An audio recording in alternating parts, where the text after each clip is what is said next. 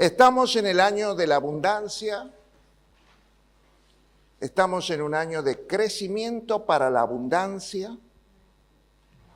Entonces yo traigo esta palabra dada por Dios y espero que usted esté atento, no se distraiga, apague el celular.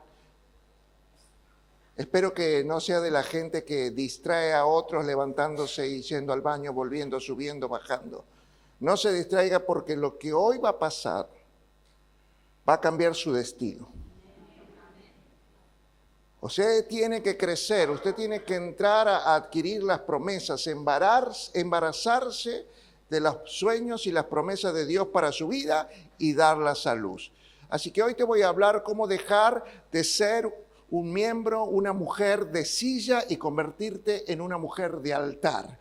Que eso marca la diferencia en la vida de cualquier persona, porque por años puedes venir a la iglesia y ser un miembro, una oveja, una mujer de silla. Pero yo quiero que te transformes en una mujer de altar, porque cuando te transformes en un hombre o en una mujer de altar, la diferencia va a ser grande. No solo en tu vida, sino en las cosas que te van a empezar a pasar para bendecirte. Las cosas van a cambiar radicalmente. Lo que estaba trabado por años se va a destrabar. Lo que estaba atado te va a soltar. Así que prepárate en esta mañana, porque lo que viene es grande para tu vida. Quisiera empezar leyéndote, porque hoy te voy a hablar de crecimiento, de esto, de convertirte en alguien de altar. Mientras vos seas un creyente que no crece, sos un creyente de silla. Pero cuando vos creces, maduras, avanzas en tu espiritualidad, en tu relación con Dios, te conviertes en una persona de altar, en una mujer de altar. La verdad digo mujer de altar porque cuando preparaba esta palabra me imaginaba en las mujeres, pero quiero decirles que es para todos. Transformándote de una mujer de silla en una mujer de altar y tu vida va a cambiar radicalmente. Y quiero hacer un enfoque porque mucho tiene que ver con la familia. Todo crecimiento tiene que ver con la familia. Así que presta mucha atención a todo lo que vamos a hablar, a todas las revelaciones que se van a soltar. Lucas capítulo 2, versículos 51 y 52, lo voy a leer en Reina Valera 60.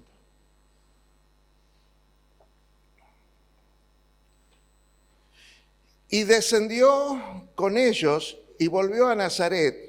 Y estaba, diga conmigo, sujeto a ellos. Y su madre guardaba todas estas cosas en su corazón. Y Jesús crecía en sabiduría y en estatura y en gracia para con Dios y los hombres. Diga conmigo, crecía. Wow. Mientras estuvo sujeto a su autoridad, creció. Mientras obedeció a su autoridad, que era a sus padres, creció. Por eso es importante que entiendas que tu crecimiento depende si estás sujeto a tu autoridad. Por ejemplo, si estás en una barca, tienes que honrar a la líder de tu barca. Porque vos no vas a la barca por la líder, vos vas por Dios. Porque es el diseño de Dios para esta iglesia. Pero cuando no te gusta, cuando la criticas, cuando te vas a otra barca, estás todavía en un grado de infantilismo muy serio y eso te va a impedir convertirte en una mujer de altar, en un hombre de altar. Y te voy a explicar bien todo esto cuando vayamos desarrollando la importancia de estar sujeto. Mire, este pasaje de Lucas nos muestra a Jesucristo y a su familia, porque para Dios fue muy importante que Jesús naciera en una familia. Por eso el matrimonio de María y José fue elegido por Dios para el crecimiento de su hijo, para la formación de su hijo, porque la familia es importante. Así como era importante María, que era una mujer de fe, era también muy importante José. Porque María lo iba a criar hasta la época del destete, que se llamaban los 3 a 5 años. Pero después es el padre el que lo va a enseñar el oficio. Jesús era carpintero porque José era carpintero, y también le va a enseñar las cosas de Dios, porque a la mujer estaba prohibido en esa época leer las Sagradas Escrituras, la Biblia. No conocía lo que su padre o su marido le contaba, porque hasta en las sinagogas se sentaban al final. Así que la educación teológica cristiana de las cosas y a relacionarse con Dios es por el Padre. Por eso era la importancia de José. Y José y María eran hombres que sabían adorar a Dios, y todos los años para las Pascuas subían a Jerusalén. Y estaban ahí en Jerusalén, subían con los parientes, venían de Nazaret y estaban en Jerusalén. Jesús en este momento tiene 12 años. 12 años, y de pronto ellos se vuelven y pensaba que Jesús volvía con ellos. ¿Hay alguna madre que pueda olvidarse de un hijo? Algunas sí. ¿Y dónde está? Bueno, no se olvide que cuando volvía con los parientes, dice ahí la Escritura, que ellos pensaban que venían con alguno de los tíos, de los primos, porque bueno, imagínate, María tenía como 3 o 4 chiquitos seguidos, así como nuestra pastora cuando tuvo 3 o 4 seguidos. Imagínate estar con un bebé y con 2 que caminan, uno que corre, porque no sé si sabía que Jesús tenía varios hermanos y hermanas. Entonces, después de andar un día en caravana, dice, sí, Jesús ¿está allá con la pariente? No, no está. ¿Está con los primos? No, no está. Y se volvieron a Jerusalén a buscarlo. Y lo encontraron al tercer día. Estaba sentado con los doctores de la ley, los escuchaba y los discutía, y la gente se asombraba. Diga conmigo, tenía mucho conocimiento de la palabra. Puedes tener mucho crecimiento de la palabra. Eso no significa crecimiento espiritual. Eso no significa que hagas bien la silla. Porque por ahí tu crecimiento espiritual te puede seas una mujer de silla y no una mujer de altar. Y hay mujeres de altar que tienen poco conocimiento bíblico, pero tienen mucho derramar su corazón en el altar. Y eso va a marcar una gran diferencia en la vida de las personas. Por eso ahí entramos al versículo, dice que, ¿qué haces aquí? No sabes que en los negocios de mi padre vení de aquí, lo agarró de la oreja Jesús. María tenía su carácter y lo trajo. Y dice que Jesús, versículo, estaba sujeto a ellos. Él volvió a Nazaret con su papá, con su mamá, con sus hermanos. ¿Y qué hizo? Obedeció. Estuvo sujeto, se sujetó a su autoridad, que eran sus padres. Y entonces en el versículo 52, entonces vamos a ver que ahora va a crecer. Mirá que ya conocía mejor que los doctores de la ley la palabra de Dios. Discutía con ellos y ellos se asombraban de su conocimiento, porque esto no es una cosa de conocimiento. Aquí hay una cosa de obediencia, aquí hay una cosa de sujeción a las autoridades puestas por Dios. Los padres son una autoridad puesta por Dios. Entonces vamos a entender, cuando Jesús se sujetó a sus autoridades, crecía en sabiduría y en estatura y en gracia para con Dios y para los hombres. La importancia de la familia en que crecemos. Porque en una familia nosotros crecemos derechos o crecemos torcidos. ¿Y de quién depende que nosotros crezcamos como hijos derechos o torcidos? De la madre. De la madre. Y el papá, menos responsabilidad. porque así lo dice la Biblia, ¿que no? Salmo 127:1 dice que si Dios no edifica la casa, en vano trabaja el papá y la mamá edificando su familia. Pero Proverbios 14:1 dice, la mujer sabia edifica su casa, la necia la destruye. Dios jamás le dio la capacidad de edificar su familia o la casa al hombre, se la dio a la mujer. Pelé con Dios. Pero si tu hijo sale torcido o tu hija sale torcida, depende de vos, mujer. ¿Y cómo hago? Deja de ser una mujer de silla para cambiar realidades.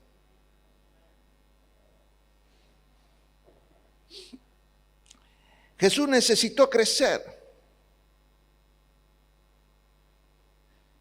Y hay gente que viene a la iglesia y sin estar sujeto, quejándose y renegándose de sus líderes, ya quieren servir. Y Jesús tuvo que crecer en estatura, en sabiduría y en gracia por 30 años. A los 30 años recién empezó su ministerio. En unas bodas, las bodas de Caná, con su madre al lado. 30 años. Ay, hace un año que vengo a la iglesia y todavía no me dejan ensayar. No me dejan servir. Pará, sujetate. Crecé. Jesús necesitó crecer. Recién a los 30 años estuvo maduro. Y aquí hay gente que se cree madura porque hace un año que viene a la iglesia, o hace 2, o hace 20, pero no tiene vida de altar. Y la vida de altar es la que te va a dar la madurez, no el que estés sentado en una silla, no el que estudies en un seminario, no el que conozca la Biblia tapa a tapa. Tu vida de altar. Necesitamos crecer en todas las áreas de nuestra vida para que nuestro ministerio crezca. Y no te hablo solo de tu ministerio personal, que puede ser tu familia. Tu ministerio también puede ser tu trabajo, porque Dios nos da también esos talentos para que seamos abogados, médicos, plomeros, gasistas, maestros, porque desde esos lugares también servimos a Dios. De ahí va el testimonio. ¿O no te pasa que dice cuando te agarra uno de esos plomeros, ¿y este es cristiano? Hubiera llamado un pintor, un plomero, que no sea cristiano, porque la verdad, lo llamé porque es hermanito, pero no da testimonio con su trabajo de las cosas. ¿Y este es abogado? Mirá los consejos que me... ¿Y este es contador que me hace evadir los impuestos? Por eso tu ministerio tiene que crecer. Y no va a crecer sentado en una silla, va a crecer en el altar. Así que necesitamos crecer todos, como iglesia, en lo personal, en lo familiar. Y de eso se trata esta palabra. Pero como me dirá, bueno, era María José, era Jesús. Bueno, voy a tomar otro ejemplo en esta mañana para que podamos entender claramente lo que es ser una mujer de altar, que marca diferencia, que rompe esterilidad, que rompe el llanto en alegría, que rompe la tristeza en gozo, que saca su miseria y prospera en todas las áreas de su vida. Así que estate atento porque te voy a ir tirando cosas. Hoy te voy a hablar de Ana, del Elcana, de Samuel. Primera de Samuel capítulo 2, versículo 26. Por su parte, el niño Samuel seguía creciendo, ganándose el aprecio del Señor y de la gente. Iba creciendo, seguía creciendo, ganándose el afecto de Dios y de la gente. Porque hay muchos que solo quieren ganarse el aplauso, el reconocimiento de la gente. Pero más importante, o primero, es el que Dios te reconozca. Que crezcas en gracia para con Dios. Entonces vamos a ver aquí a un niño que va a crecer. Pero quiero ir al origen, porque te dije que el origen de todo crecimiento está en la familia. En el hogar que vos constituiste con tu marido. Si estás creando un clima de paz, de armonía, para ser de bendición para tus hijos, para que crezcan derecho, o realmente has creado un hogar tan feo que expulsa a sus hijos a los brazos de cualquier hombre, a una vida sin sentido, a las drogas, al alcohol o a lo que sea. Y si sos un cristiano, la verdad, tu hogar tendría que marcar la diferencia. Nuestros hijos deberían marcar la diferencia. Nuestro matrimonio debería ser inspirador para otros matrimonios. Cómo se aman, cómo se quieren, cómo se cuidan, cómo se guardan. Yo quiero un matrimonio como ese. Ojo, hay mucha apariencia también en la iglesia. Hay muchos aquí que son de la manito, pero en la casa se matan. Pero por eso tenemos que ser matrimonio de altar. Matrimonio de altar. Eso es lo que va a marcar la diferencia. Así quiero tomar a Ana como ejemplo del crecimiento de Samuel, porque fue un crecimiento aceptado por Dios y por los hombres. Y para esto se necesitó una mujer sabia. Una mujer sabia es la que se transforma de ser una mujer de silla en una mujer de altar. La necia siempre va a estar sentada, quejándose, criticando, hablando mal de otro, pensando que ella es mejor, pensando, a ver qué dice el pastor y dónde se equivoca en el versículo, pensando que lo podría hacer mejor. Lo podría hacer mejor. Yo levanto los anuncios mejor. Yo puedo levantar las ofrendas mejor. Yo sería mejor predicando. Esas son la gente de silla. La gente de altar tiene otro corazón, tiene otro pensamiento, tiene otra actitud. Y es importante que nos transformemos en gente de altar y no de silla dentro de una iglesia, porque el crecimiento de nuestros hijos depende de los padres. Depende de la familia y del entorno que nosotros le creamos para que ellos se desarrollen y de las decisiones que nosotros tomamos como padres. El otro día estaba, la verdad, ministrando a una familia que a su hija la había metido en el mejor colegio. Pagaban una cuota de más de 300,000 por mes. Y la verdad que a ellos no les alcanza, pero querían para su hija lo mejor. Ahora había un problema. Esta niña se había criado primero viendo y anhelando una vida materialista que tenían, porque en los mejores colegios no siempre va los mejores hijos y están las mejores familias, pero sí hay muchas cosas materiales y mundanas. Entonces empezó a anhelar lo mundano y todas decían en los 15 me voy a Disney. Y esta dice, ¿y yo?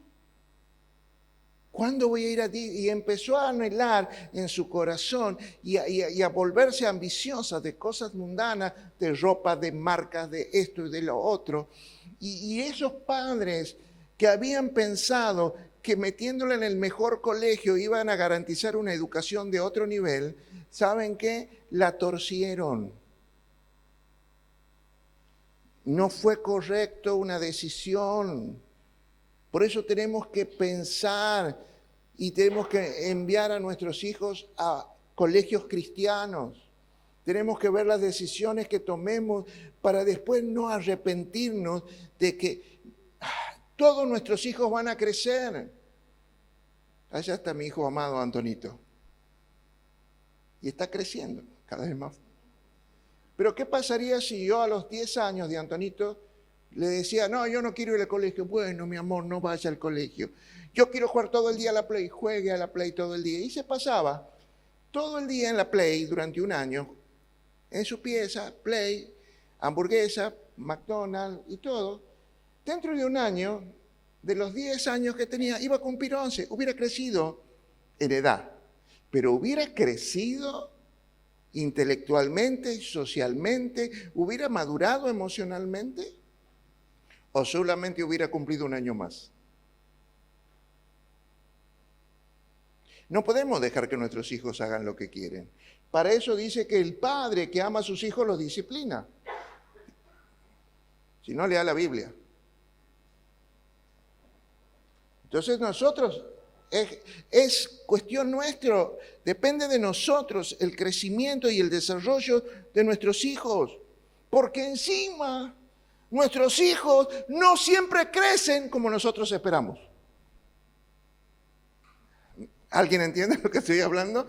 No siempre crecen como nosotros deseamos, como nosotros esperamos, como nosotros hemos trabajado, nos hemos sacrificado para que no les falte nada, para que tengan todo, para que puedan ser superiores. Y resulta que a pesar de esos esfuerzos que hemos hecho como padres, muchas veces no crecen como esperamos y crecen de una manera que se convierte en un dolor de cabeza para los padres. ¿A quién le estoy predicando hoy? Me parece que un poco más. ¿A quién le estoy predicando hoy? Un poquito más. Primera de Samuel, capítulo 1, versículo 1 al 3.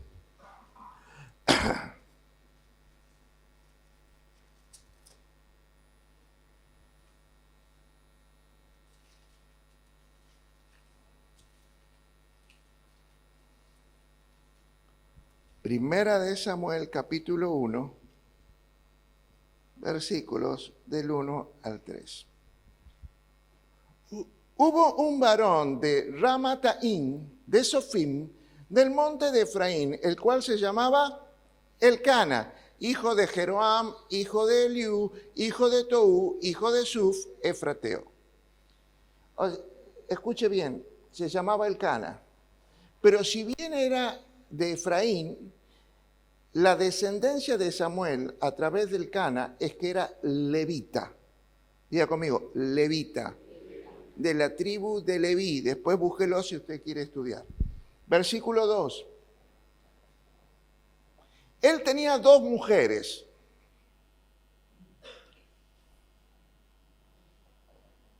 ¿Cuántos piensan que está bueno tener 2 suegras? Piénselo de ese lado. Si con una está difícil, con 2. Bueno, este tenía 2 mujeres. ¿Vos sabés lo que tener 2 mujeres y vivir en la misma casa, bajo el mismo techo? Bueno, no voy a hacer el chiste que el cana, como todos los canas, tienen 2 mujeres, porque sería faltarle el respeto a muchos policías que tienen una sola mujer. No conozco, pero sé que me han dicho que hay. El nombre de una era Ana y el otro Penina. Penina tenía hijos y Ana no los tenía. Ana era la que amaba el Elcana, pero no le daba hijos. Posiblemente por eso se consiguió otra mujer, para tener hijos. Versículo 3. Y todos los años, aquí entramos. Y todos los años, aquel varón subía a la ciudad para adorar y para ofrecer ofrendas de sacrificios a Jehová de los ejércitos en Silo, donde estaban los hijos de Elí, Ofni y Fines, sacerdotes de Jehová. Amén. Esto es hermoso. Todos los años, diga conmigo, todos los años, subían para ofrecer sacrificios y adoración y ofrendas. Aquí vemos una familia. Él no subía solo, porque los que vienen solo a la iglesia son gente de silla. Los que vienen con la familia es gente de altar. Ya estoy pegándole a alguno. La mujer que viene sola a la iglesia es una mujer de silla. La mujer que viene con el esposo, con los hijos, es gente de altar.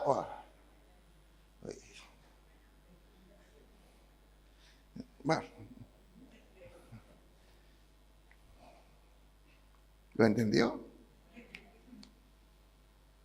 Aquí vemos una familia que conocía la importancia de adorar a Dios. Porque posiblemente vos conoces la importancia de adorar a Dios. Tu familia, aunque no venga, ¿conoce la importancia de adorar a Dios? Otro domingo que vas a la iglesia. ¿No te podrías quedar a compartir con nosotros? Viene mi mamá, quédate, no vais. Tu familia, aunque no venga a la iglesia, ¿conoce la importancia de adorar a Dios? ¿Conoce la importancia de ofrendar a Dios? Aquí vemos una familia yendo a la iglesia todos los domingos y participando activamente de la reunión. Este es un ejemplo que ven nuestros hijos en las distintas etapas de nuestro crecimiento o de su crecimiento. ¿Qué ejemplo le estás dando a tu hijo?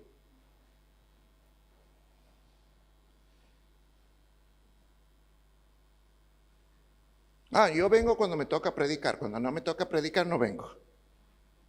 Yo vengo cuando me toca servir aquí en el altar, cantar. Si el domingo no me toca, me quedo en casa. Esa es gente de silla, aunque suba a un altar. No es gente de altar, no es un adorador de altar, no es un predicador de altar. Y nuestros hijos ven nuestras actitudes de servir, de adorar y de ofrendar. Y lo van tomando en las distintas etapas de su crecimiento. Y miren lo que dice.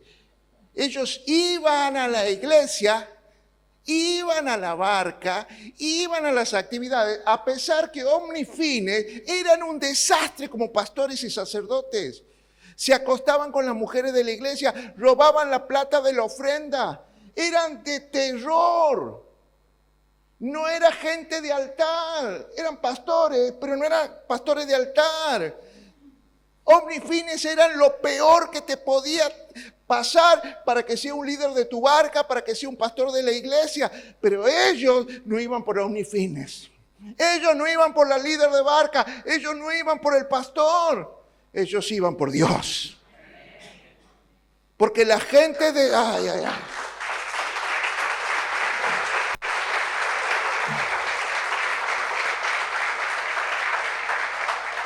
Porque la mujer de altar no viene por la gente, viene por Dios.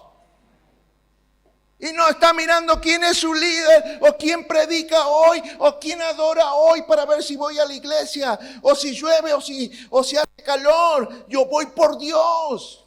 Y Dios va a estar. No iba por el líder. Versículo 3. Ahí lo tiene. Todos los años me habla, todos los domingos, todos los años me habla de perseverancia.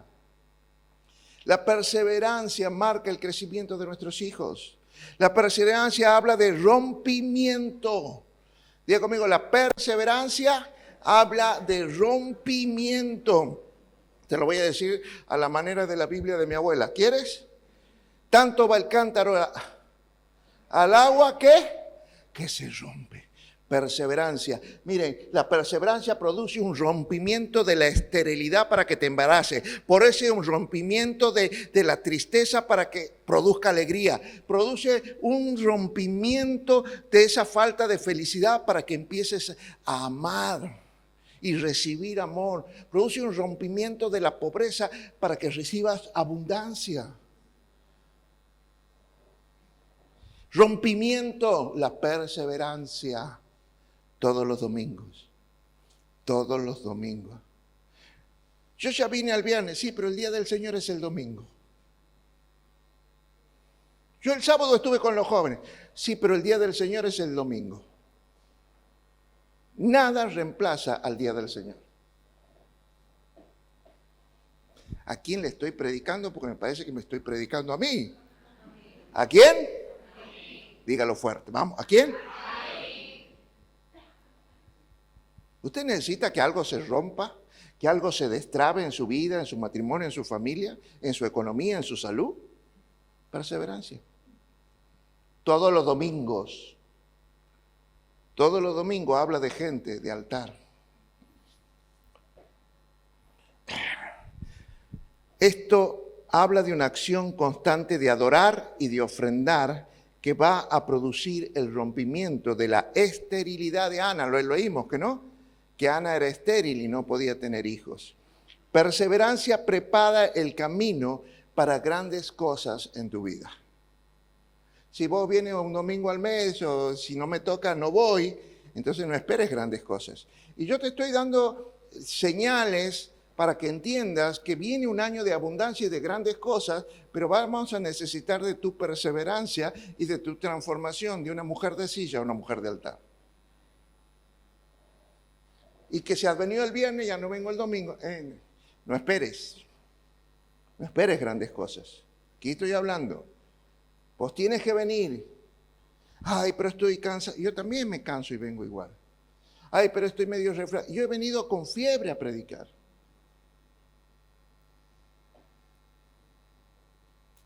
Mira, perseverancia prepara el camino para grandes cosas en tu vida. Aunque haya oposición, puerta cerrada, gente que te critique o que te abandone, persevera adorando y ofrendando a Dios y ninguna cosa podrá detener de que obtengas victoria abundante para tu vida.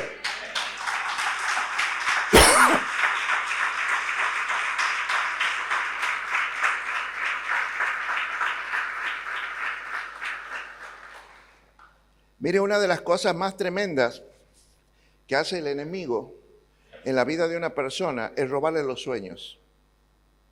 No, mi matrimonio no cambia. No, mi hijo no va a salir nunca de la droga.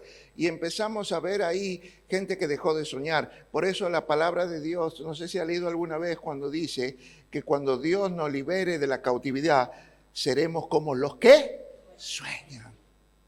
Volveremos a soñar. Y sueños, ¿sabe qué significa? Que te vuelves a embarazar. Te embarazas de un sueño, de un deseo, de algo que quieres. Y lo más importante no es embarazarte, sino darlo a luz. Y las mujeres de altar rompen esa falta de sueños, esa falta de deseo, esa falta de futuro, y se vuelven a embarazar y dice, Dios me va a dar una nueva oportunidad. Aleluya, prepárate porque Dios hoy te va a dar una nueva oportunidad. ¿Lo entendió?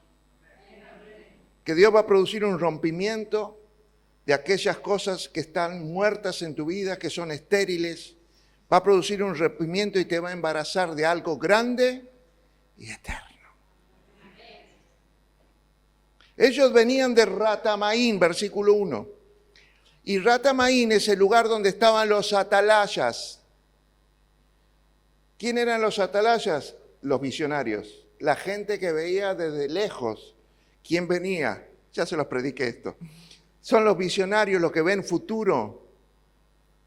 Porque realmente para embarazarte de las cosas de Dios tienes que ser un visionario, ver cosas. Cuando te enamoraste, decías qué lindo que es o qué linda que es. O ya te empezabas a soñar. Qué lindo va a ser cuando estemos casados, el matrimonio, lo felices que vamos a ser cuando formemos una familia y empiezas a visionar, a soñar. Ellos venían de Ratamaín, el lugar donde estaban los atalayos. Hombres visionarios que ven las cosas que otros no ven, que ven las cosas antes que los demás. Los visionarios, los que sueñan y tienen visiones de futuro, son los que saben adorar y ofrendar en la presencia de Dios, porque saben que toda visión y todo sueño viene del Señor. Oh, sí. Los que tienen visión ven que el tiempo de adorar en este templo, en esta iglesia, se está terminando. Porque la visión ya te está mostrando que te necesitamos un templo nuevo y más grande. ¿No lo entendió, no?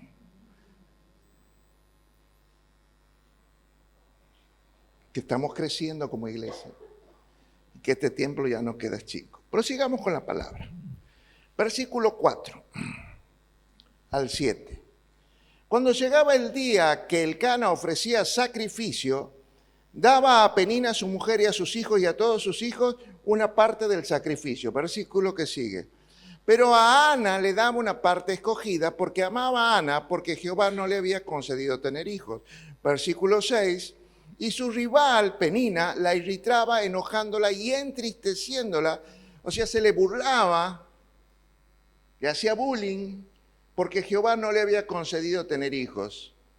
Versículo 7. Y así hacía cada año. O sea que no era un bullying ocasional, era constante el bullying. Y cuando subía a la casa de Jehová, la irritaba así, por lo cual Ana lloraba y no comía. Oh. Vamos a las revelaciones porque usted necesita entender estas cosas. Cuando una persona de cualquier tribu iba al templo de Dios, al tabernáculo de Dios, llevaba sacrificio, una oveja sin mancha, llevaba un buen sacrificio. Ponía en el altar, en los atrios exteriores, que eran grandes asadores, y ahí se cocinaban, y de ahí se volvía a su casa con su mujer. ¿Estamos de acuerdo? Pero había una tribu, la tribu de Leví. La tribu de Leví es la que atiende las cosas de Dios en el templo. La tribu de Leví recibe los diezmos, porque es la tribu sacerdotal que se encarga del templo. Entonces, cuando las demás o todos traen el sacrificio, cuando traían un sacrificio, un levita ponía el cordero y ¿qué hacía? Tomaba una parte del asado, del cordero asado, e iba a unas mesas que había con sillas y le daba una parte a cada uno de sus hijos y de su familia. Las otras tribus no, los levitas sí. ¿Me está entendiendo lo que estoy hablando? Por eso Elcana descendía de la tribu levita. Por eso cuando hizo el sacrificio, tomó una parte del asado y lo repartió entre sus mujeres y sus hijos. Y lo comían en el templo, en las mesas y las sillas que estaban para las familias de los levitas. Elcana le daba una parte a todos, a su mujer Penina, a sus hijos, pero Ana le daba la mejor parte de lo que había tomado. Y esto la hacía brotar a Penina. La enojaba. Y esta empezaba con su ironía, con sus burlas, con su bullying, y hacía llorar a Ana, quien se levantaba de la mesa, se levantaba de la silla y no comía. Siempre va a haber peninas. Las peninas no quieren que comas en la iglesia. Son usadas por el diablo para irritarte, ofenderte, hacerte llorar, porque no quieres que te alimentes del pan de Dios que hay en la iglesia. Porque el alimento de esta iglesia está preparado por el Espíritu Santo para traer a tu vida sanidad, liberación, prosperidad, crecimiento, paz, abundancia y activa tu destino profético. Pero ya me ofendió una penina, entonces hoy no voy.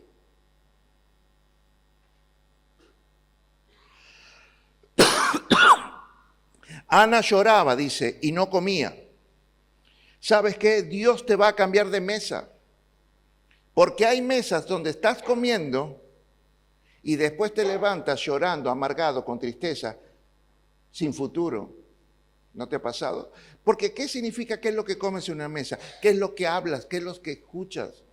Yo me acuerdo de muchas cenas de Nochebuena, esas mesas de toda familia, que algunos esperan que lleguen. Yo dice, hoy llegó de vuelta esto. Porque a veces había una imagen y una realidad que siempre iba a aparecer una cuñada, un hermano, alguien que iba a provocar que esa fiesta de paz se termine en una guerra, que salgamos todos amargados, que salgamos todos dolidos. Por eso, ¿en qué mesa te estás sentando? Porque Dios te está queriendo cambiar de mesa.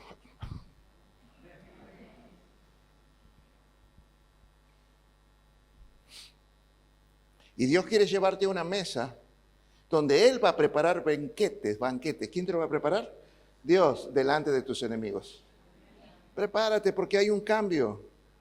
Si te transformas de una mujer de silla a una mujer de altar, prepárate porque va a haber banquetes preparados por Dios para tu vida. Pero mientras sigas ahí, seguí comiendo pan duro. Penina sacó a Ana de la mesa y Ana tuvo un encuentro con Dios. Porque se levantó de la silla, se levantó de la mesa y vino al altar.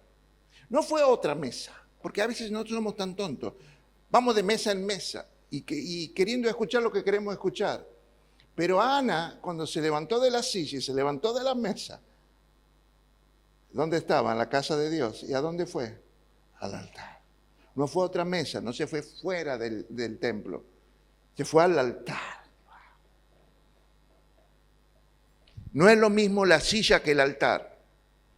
No es lo mismo que seas una mujer de silla que seas una mujer de altar. Porque en el altar Dios puede cambiar tu vida. En la silla no.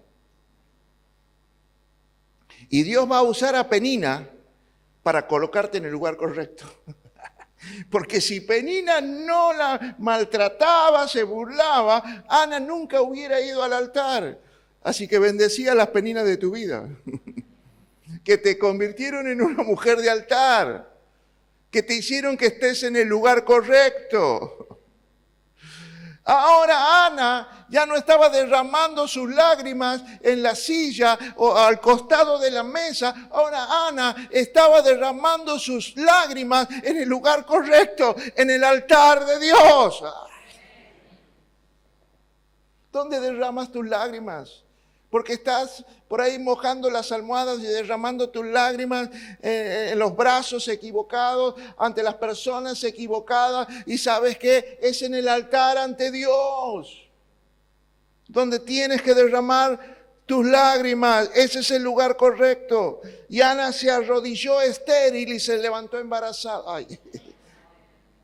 Mira, cuando te transformas en una mujer de altar, las cosas empiezan a suceder. Tal vez vos viniste a este lugar seco, estéril, desahuciado, cansado de la vida, pero sabes que estás en el lugar correcto. Y como te lo dije al principio, la adoración fue tan hermosa que hoy este altar está encendido.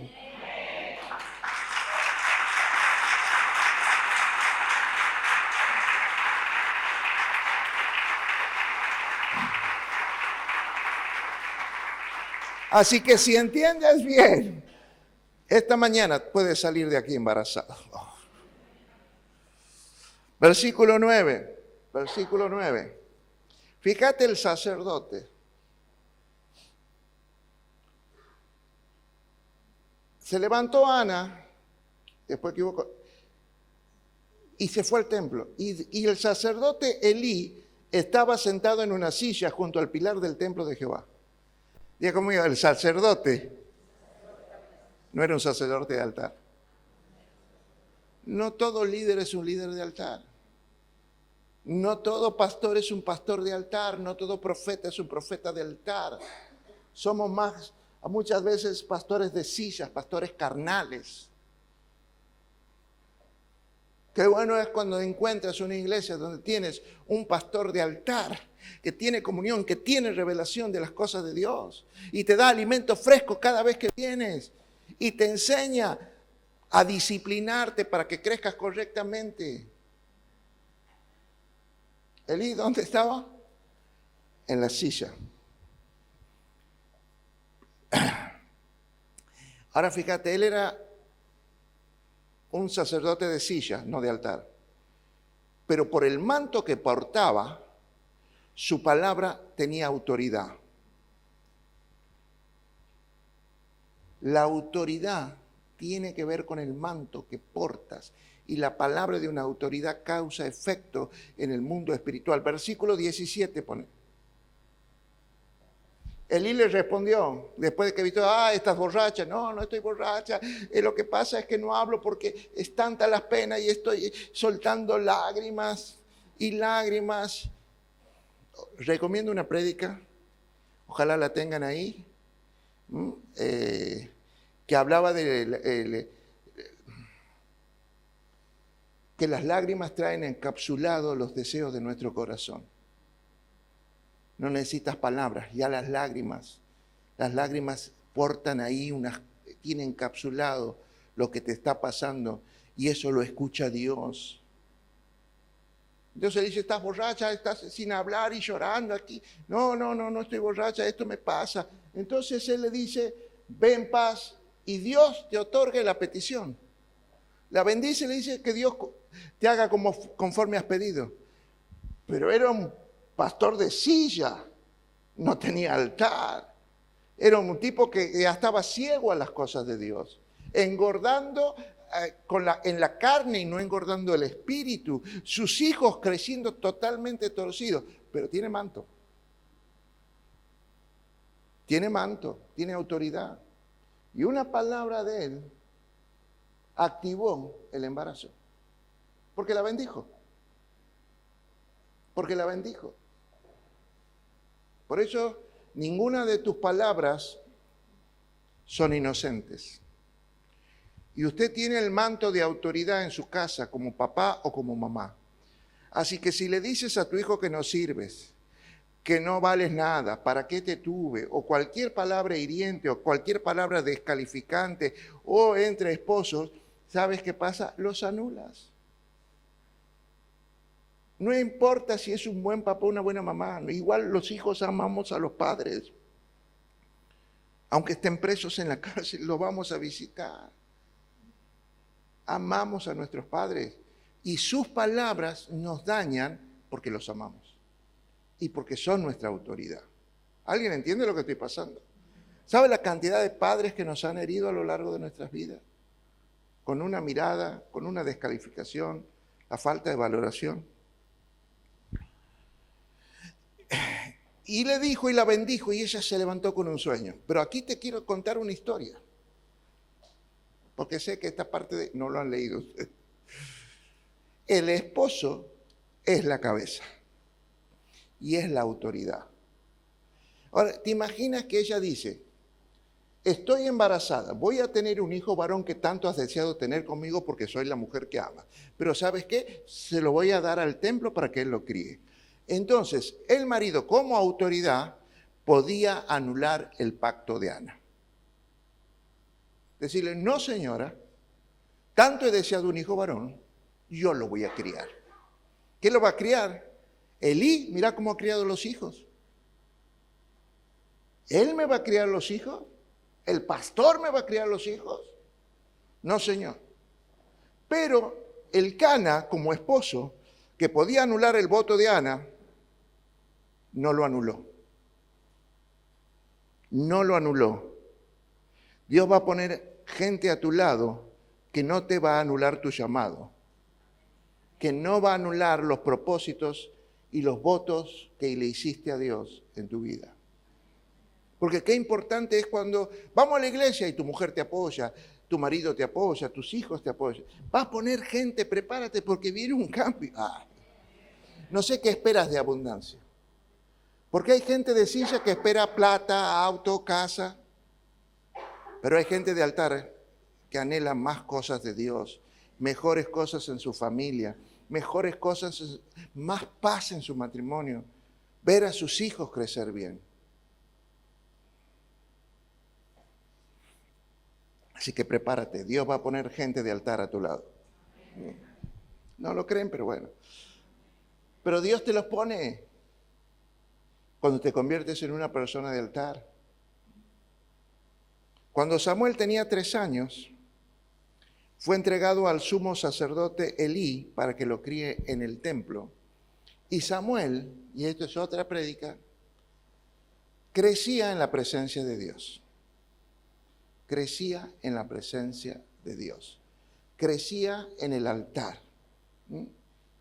Segunda de Samuel capítulo 2, versículos 18 y 19. Segunda de Samuel capítulo 2. El joven Samuel ministraba en la presencia de Dios, vestido de un efod de lino, versículo 19. Este efod de lino, porque los sacerdotes para servir en la presencia de Dios no lo pueden hacer con cualquier ropa, tenía que ser un efod de lino blanco puro. Entonces le hacía a la madre una túnica pequeña y se la traía cada año cuando subía con su marido para ofrecer el sacrificio acostumbrado. Después siguió subiendo. Después que Dios te bendijo con un hijo, Ah, no, ya conseguí, ya me sanó, ya mi hijo salió de la droga, ya no vayamos a la iglesia. Esa es gente de silla. La gente de altar, cuando recibe un milagro de Dios, más va a la iglesia. Sigue yendo, sigue creyendo, sigue yendo al altar para hacer el sacrificio, la ofrenda acostumbrada, pero ya va con otro ánimo. Dios ya me bendijo una vez, lo va a hacer otra. Va con una expectativa porque ya conoce. Y dice que le llevaba, ¿por qué le llevaba una túnica todos los años? Porque crecía. ¿O ustedes creen que cuando nuestros hijos son chicos, de un año para el otro le anda la misma ropa? Estando en la presencia de Dios es imposible no crecer. Ay, ahí en la silla capaz que no crezcas nunca. Pero en un altar con presencia, sí o sí vas a crecer, sí o sí vas a prosperar, sí o sí vas a transformar tu realidad. Pero tienes que convertirte en alguien de altar. Y nadie nos enseñó, o por ahí vienes de otra iglesia donde no te hablaron de la presencia en el altar. Solo eran unas predicaciones, unas enseñanzas, pero no había ejemplos ni realidades que te muestren lo que es una vida de altar, de caminar en santidad. Así que prepárate, iglesia. Es tiempo de crecer. Es tiempo de altar. Primera de Corintios capítulo 3, versículo 6 dice, yo planté, así dice el apóstol Pablo, yo planté, Apolos regó, pero el crecimiento lo ha dado Dios. Así que sácate todos los piojos de tu peluca, yo no te voy a dar el crecimiento. Yo puedo regarte, te puedo dar una enseñanza, puedo plantar algo en tu corazón, pero el crecimiento lo da Dios. ¿Y dónde te lo da? En la presencia, en el altar. Hoy estás aquí en la iglesia y este altar está encendido con su presencia. Pero si estás en tu casa, hay un lugar secreto, hay un lugar donde hay un altar, hay un lugar, pero yo en casa no oro, yo en casa no leo la palabra, yo en casa no busco a Dios, entonces no hay altar. ¿Qué clase de hogar estás formando para que crezcan tus hijos si en tu casa no tienes un altar para Dios?